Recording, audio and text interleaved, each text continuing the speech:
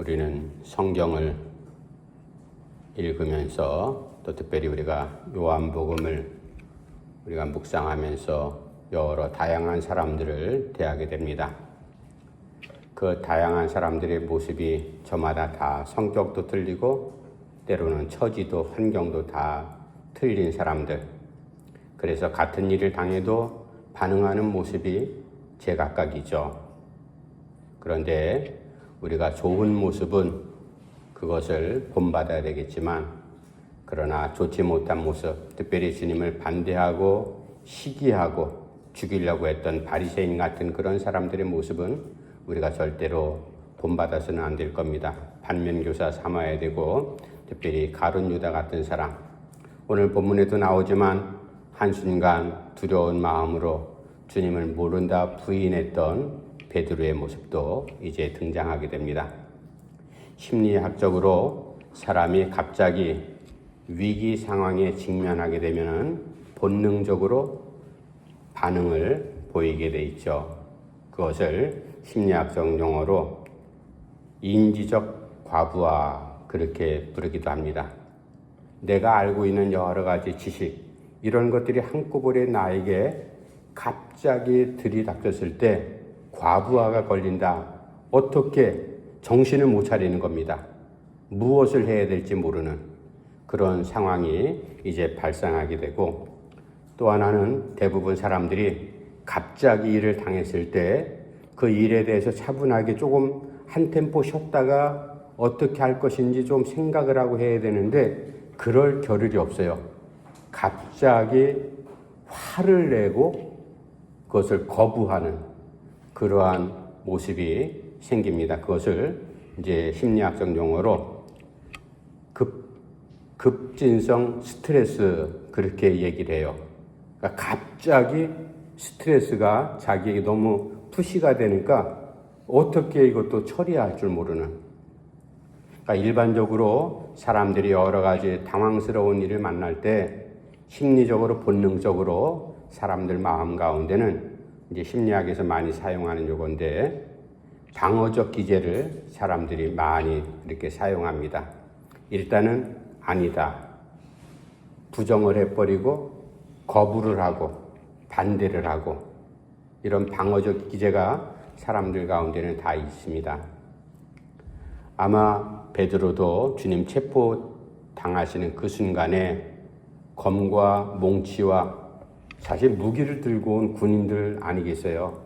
그런 사람들 앞에 베드로가 다혈질적으로 갑자기 돌발적으로 행한 행동이 뭐였어요? 칼을 꺼내가지고 말구의 귀를 자른 일. 이런 것도 돌발적인 상황이죠. 그런데 그렇게 그런 일에 대해서 그런 심리적인 표현이 갑자기 나오기도 하지만, 그러나 그런 일에 대해서 조금 차분하게 조금 논리적으로 잘 대처할 수 있는 그런 사람들도 없지 않아 있습니다.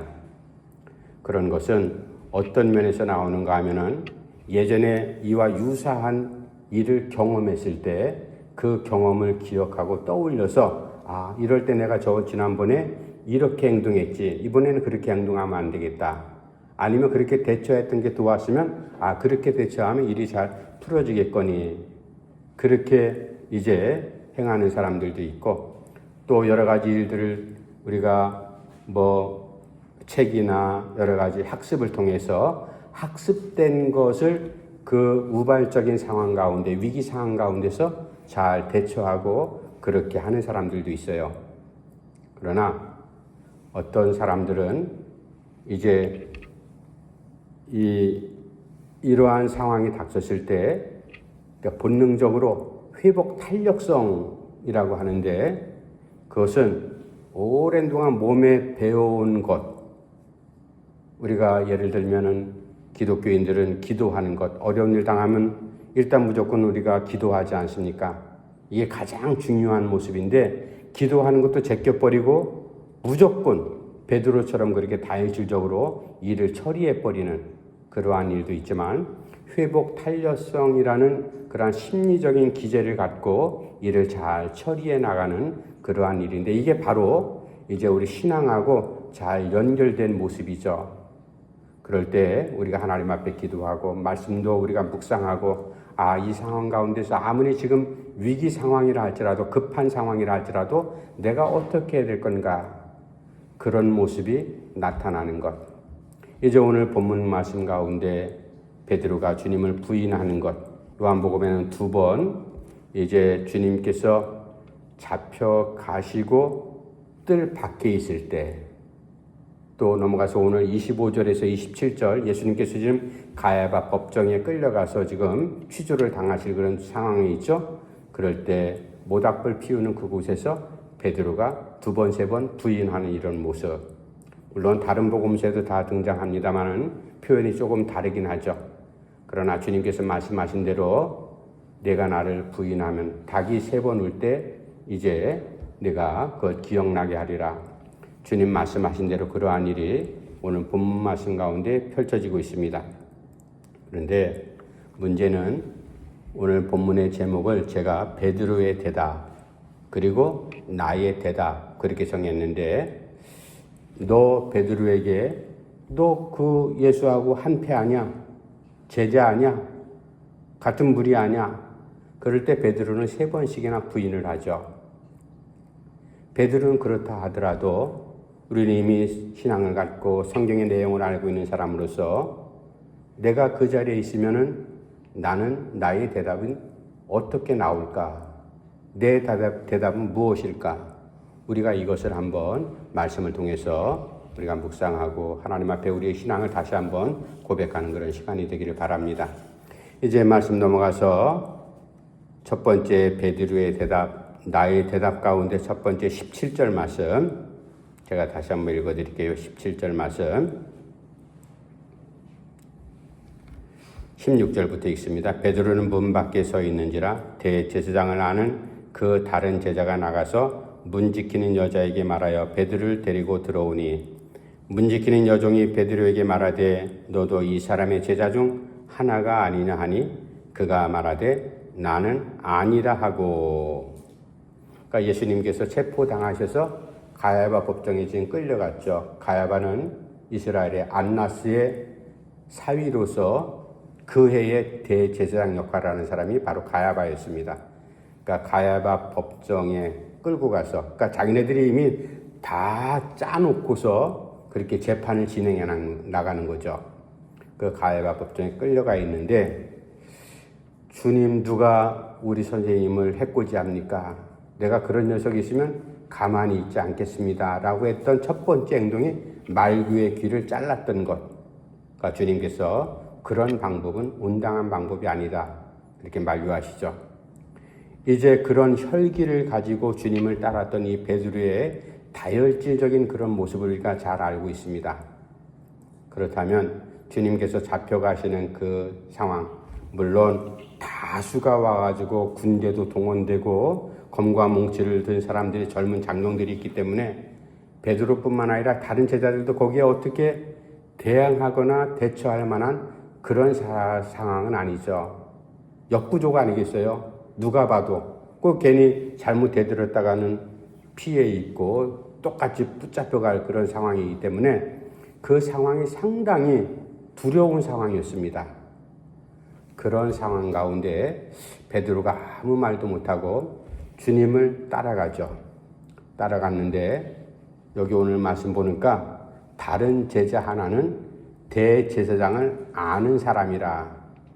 그러니까 성서학자들이 그 다른 제자가 누구일까? 그것은 이제 사도 요한이다. 그렇게 성서학자들이 추정을 하고 있습니다. 대제사장하고 친구이기 때문에 이는 대제사장의 뜰까지 들어갔어요. 그래서 다시 나와갖고 뜰 밖에 있는 베드로를 소개해서 데리고 들어갔습니다. 데리고 들어갔더니 첫 번째 그 대제사장의 시종드는 여인이죠. 여종 하나가 그렇게 말합니다. 너도 이 사람의 제자 중 하나가 아니냐. 그러니까 너 저 예수 따르던 그 제자, 너 그 사람 맞지 않냐.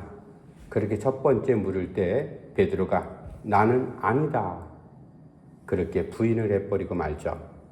첫 번째 오늘 15절부터 18절까지는 베드로의 부인은 사람들을 의식하는 그러한 대답을 했다. 사람들을 의식하지 않을 수밖에 없는 게 그렇게 지금 무서운 그리고 위중한 자리잖아요. 지금 체포당하고 뭐 끌고 가고, 우리가 옛날에 경찰서 곁에만 가도 무서웠잖아요. 어릴 때. 아직도 파출소에 경찰이 나를 부른다 그러면 우리 겁나지 않습니까? 잘못한 게 없어도 겁나는 게 바로 경찰과 우리와의 관계이듯이 바로 그런 상황이에요. 베드로가 이제 그 대제사장의 뜰에 들어갔는데 한 여종이 당신도 저 예수하고 예수를 따라다니던 그냥 따라다닌 사람이 아니라 제자가 아니냐, 그렇게 이제 질문을 던질 때 베드로가 나는 아니다 그렇게 말하죠. 그렇게 하고 나서 그랬으면 아니다 모른다 그랬으면은 그냥 그 대제사장의 뜰에서 그냥 나와서 가버리면 돼요. 그러나 일말의 신앙 양심이 있는 이 베드로가 그 자리를 떠나지는 않잖아요. 그래서 아마 계절적으로 볼 때 한 3월 정도 됐기 때문에 이스라엘도 그때는 날씨가 추웠다고 그래요. 그래서 모닥불을 피워놓은 그 군인들 하속들이 있는 그곳에 곁에 가고 가만히 몸을 녹이는 그 순간 베드로의 마음이 어땠을까? 아마 뭐 여러 가지 일들이 아마 생각이 그냥 파노라마처럼 쫙 지나갔을 거예요. 그리고 그 여종 하나가 너 예수의 제자, 따라다니는 제자 아니냐? 그 물음에 나는 아니다 라고 본인도 의도치 않았지만 그렇게 무심코 던져나온 말일 수도 있고, 무섭기 때문에 사람들이 지금 의식하지 않을 수가 없잖아요. 내가 그 사람의 제자다. 그러면 그 다음 상황이 자기도 체포당할 그런 위기 상황이 닥칠지 모르니까 나는 아니다.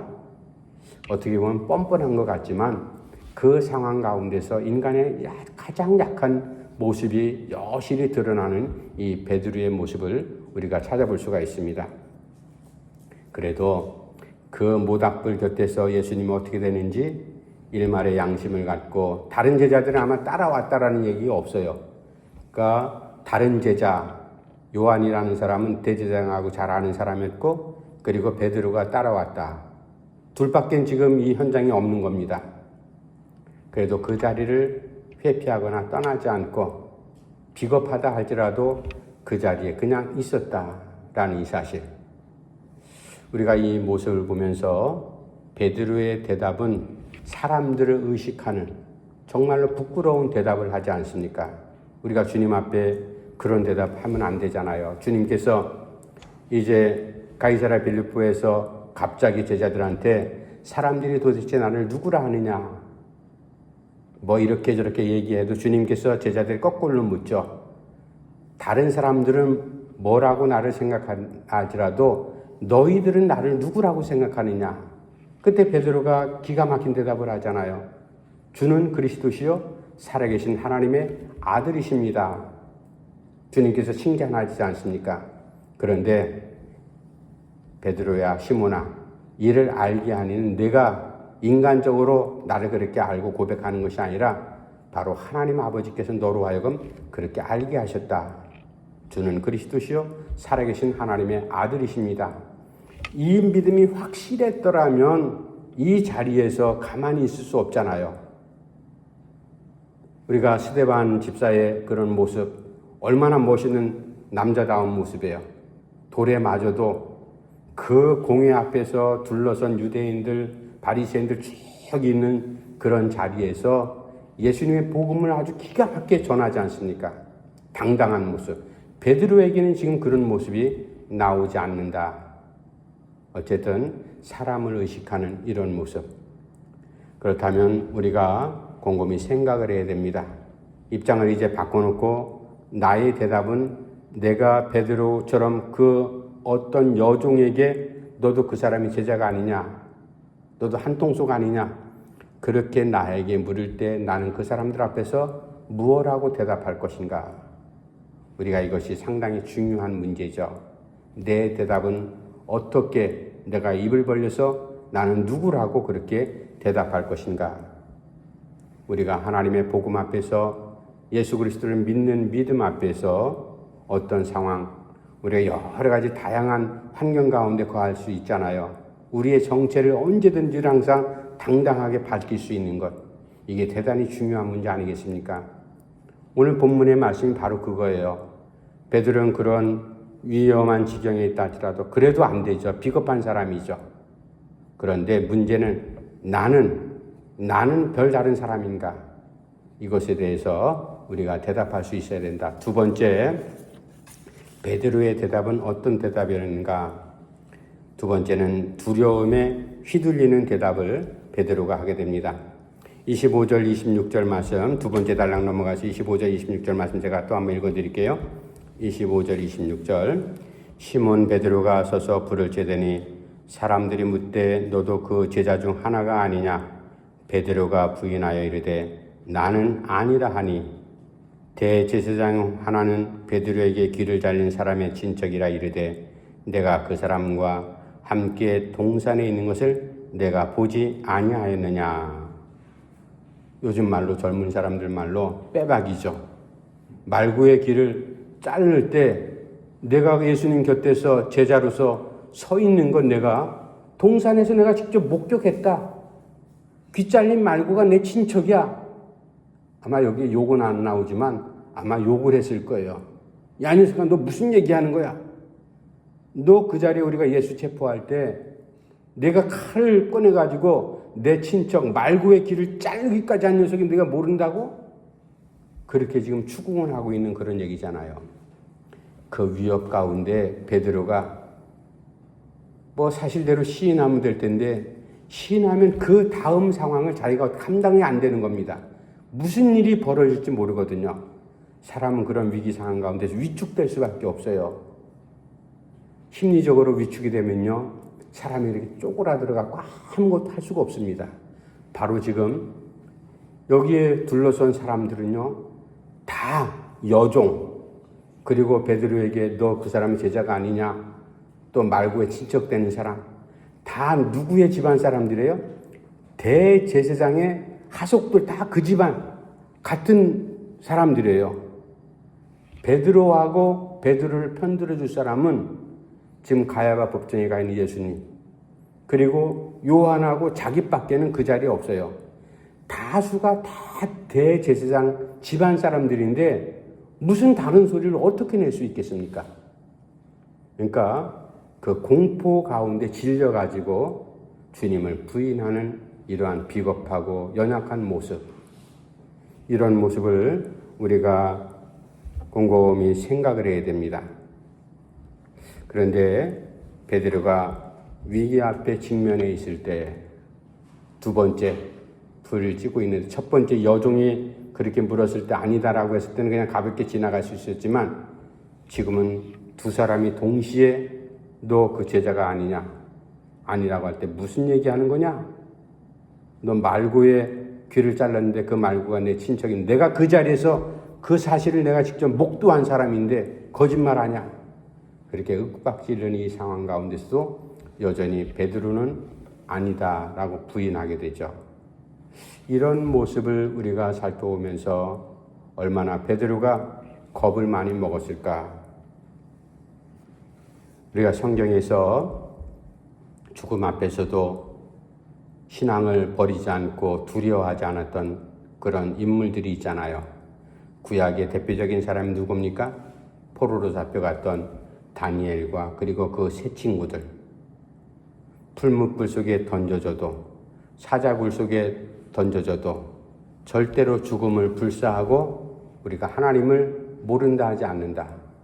하나님께서 우리를 구원하시리라 믿음을 갖고 당당하게 죽음 앞에 맞섰던 이제 다니엘과 세 친구들의 모습 우리가 잘 알지 않습니까? 좀 전에도 말씀드렸듯이 신약에는 아주 멋있는 사람, 스데반 집사, 예루살렘 공회, 종교 지도자들이 다 모여있는 그 자리, 유대인들을 부정하고 있는 그 자리에서 오히려 담대하게 주님의 복음을 전하면서 돌에 맞아 죽는 그러한 모습. 그리고 변화된 사울이라는 사람이 바울로 변화된 다음에 바울도 그런 모습 한 사람 아니겠습니까? 그리고 이제 기독교 역사에 의하면 사도 요한의 제자였던 서문학교의 감독 폴리갑이라는 86세 된 할아버지 이야기 우리가 잘 알잖아요. 로마 황제가 절하라. 황금상 앞에 절하라. 나 그럴 수 없다. 예수를 모른다고 하라. 무슨 말이냐? 내가 믿는 예수 그리스도 그분은 86년 동안 그 하나님은 나를 모른다라고 한 번도 그렇게 말한 적이 없는데 내가 어떻게 주님을 모른다라고 말할 수 있냐? 그래서 죽음 앞에 당연히 당당하게 맞섰던 이러한 믿음에 순교했던 그러한 우리 믿음의 선배들이 수도 없이 많잖아요.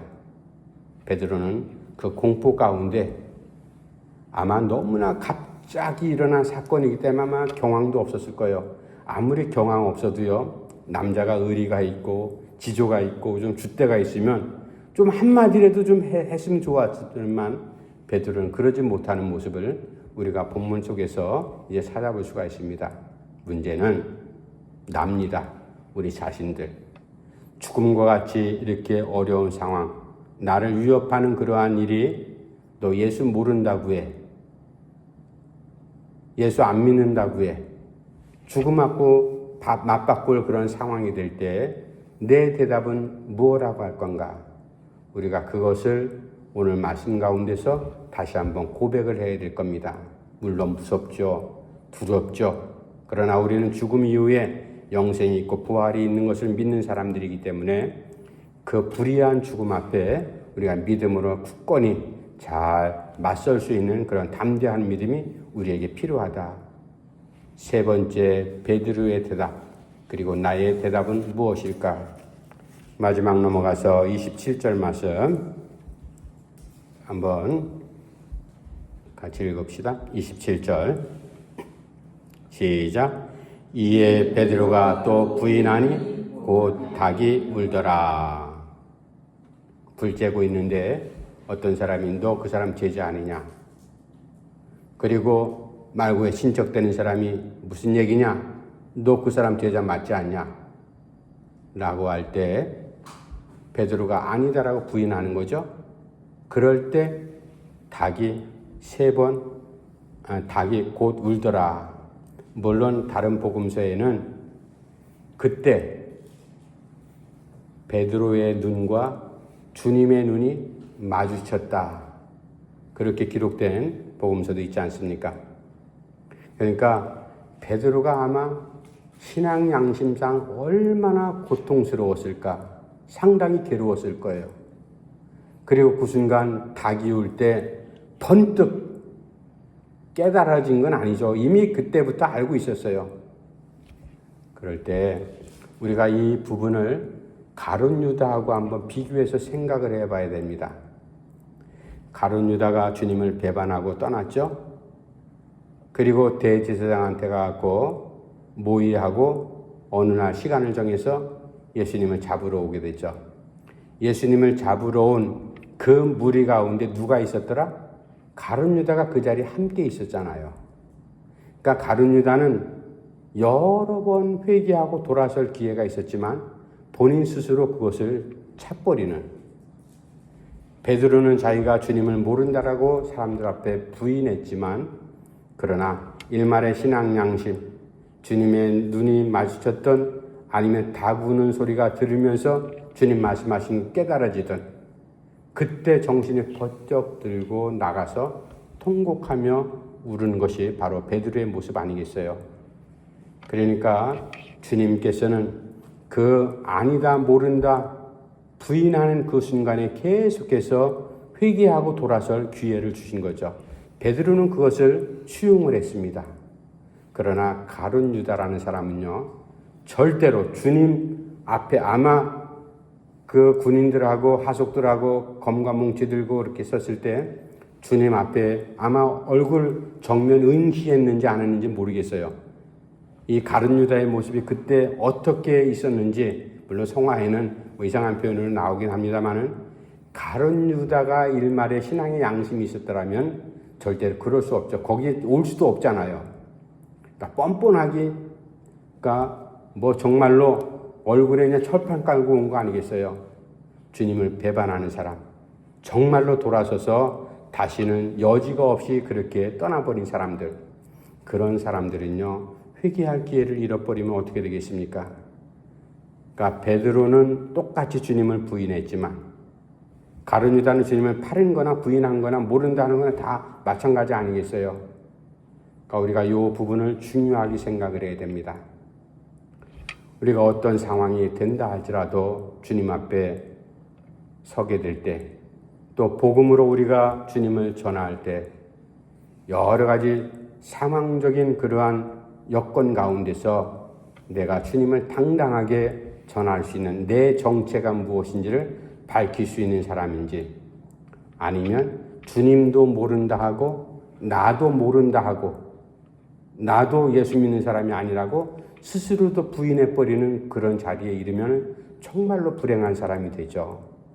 그래서 오늘 본문 말씀을 통해서 나는 어떤 상황 가운데서도 예수님을 나의 구주라고 고백할 수 있는 사람인가, 또 하나는 나는 내가 믿는 예수의 제자고 예수 믿는 그리스도인이라는 것을 내가 당당하게 밝힐 수 있는 사람인가, 이러한 믿음이 있는가.